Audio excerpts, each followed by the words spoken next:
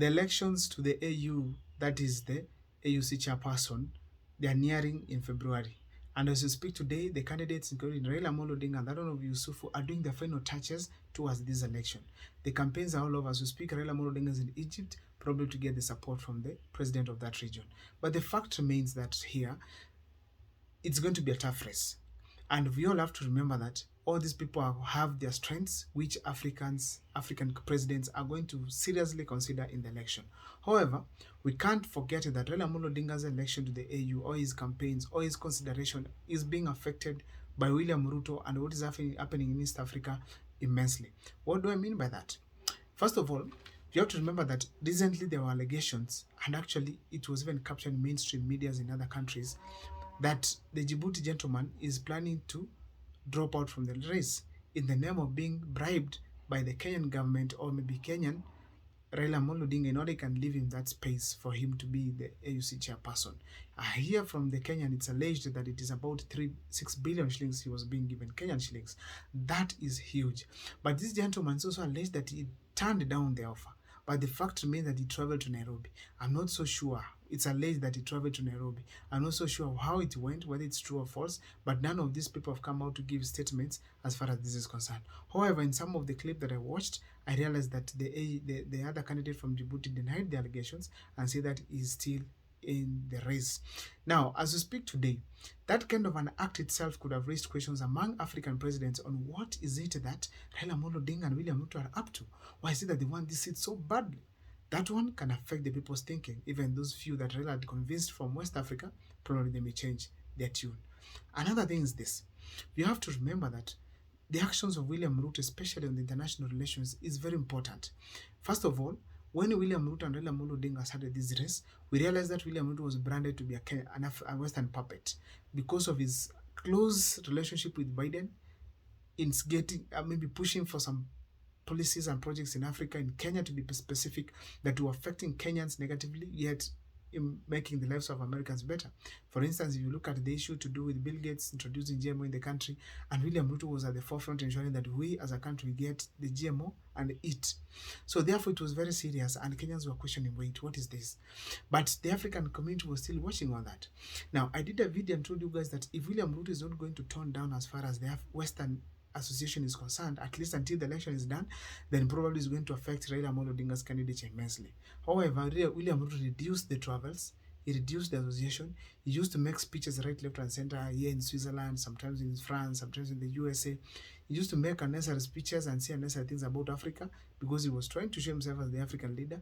And as a result, we realized that William Ruto later on toned down and started now concentrating on Africa and in Kenya to be specific. So as we speak today here, issue of being a Western puppet is coming back. Remember, Kenya was named to be an informal non-NATO ally. I don't know whether that's correct. Now, that means the relationship of Kenya, France, America, and other countries in the NATO is very close. And recently, you all know that there's a war that is happening right now as we speak. There's a crisis in DRC where M23 has already taken over Goma, and the wars are continuing right, left, and center. Leaders blaming each other now and then. Now, William Ruto is the chairperson of East African Community. In fact, that's something that has shocked people, that William Ruto, instead of calling Ramaphosa, calling leaders in Africa to find a solution to this kind of a crisis, he's calling Emmanuel Macron, the president of the gentleman from France, I think the Prime Minister of France, to inform him on what is happening, to brief him about the African case, the Congolese stuff. People are asking, what interest does Macron have that William Ruto has to brief him on what is happening in Africa? Why is he disregarding the African efforts, disregarding the other leaders who are there, who are able to give tangible solutions? Why is he disregarding the known leaders that we have in Africa, like Obasanjo and many others, Jakaya Mrisho Kikwete? People have retired, Joseph Kabila of DRC. People can come together and sit down and then decide, wait, let's do this and that to help DRC. Why is he disregarding that? That kind of an act is completely confirming that William Ruto is still a Western puppet just pretending. And probably it's going to affect Raila Odinga's candidature immensely, because people feel like, okay, so this gentleman hadn't changed. Then what is the intention by bringing Raila Odinga here? Probably is also going to push the Western agendas within the African continent through Raila Odinga. And probably that is going to affect the voting blocks of the entire East African continent. We can't rule out that. We cannot. Another thing I want to say is this. As we speak today, there are so many other things that have been affecting us as a country. But the fact remains that the issue of abduction is also affecting so much, because people are feeling like, why is Raila not able to stop abductions in Kenya? So far, they have not happened, but there are so many abductees that even resulted to Kenya's Inspector General of Police appearing in court today and actually even deny that those people are not in the custodies of the police, and that means that probably it was an abduction by the group that was being mentioned right, left, and center to be involved, and that means very well that the government of Kenya and Raila Odinga, they are not able to come up with a solution to the things that are affecting us domestically. Then where is the guarantee that they are going to give solution to some of these African problems? That's a big question that is being asked. Another thing that I'm noticing here today, the poor leadership of William Ruto in East African community, because as we speak today, when we had Kagame speak, there's a huge problem that there's no good relationship between Raila Odinga, between William Ruto, and even between these East African community leaders, and even with other African leaders like we have Cyril Ramaphosa. And that shows very well, if there's no unity within the African community, East African community, there's a possibility that Raila Odinga is going to lose some 1 or 2 votes come the election in February.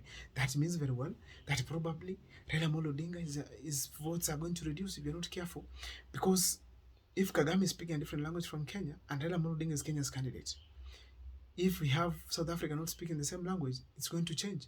So therefore, it is very clear as we speak here today that if you're not careful, even the East African vote is going to be divided immensely. These people are not going to vote well, especially if it's going to be a secret ballot. Raila Odinga might lose this seat because of some of these that are happening. Now, also checking the leadership that William Ruto is offering, people can question, East African community can question that, what if these people, is this the kind of leadership that Kenya can offer? What if we feel like this is going to be represented by Raila Odinga? Then that probably might cost him the seat. I also forgot to mention that, there are some East African communities that are, as we speak right now, not East African community, but even African countries that are anti-France influence in Africa, particularly the West African countries. Some of them that Raila Odinga has already swayed maybe to vote for him. But the fact remains that if they ask themselves, Raila Ruto took his time to call Emmanuel Macron instead of calling some of these leaders across to share about the issue to do with DRC. What is the agenda? What are they thinking of? What do they want?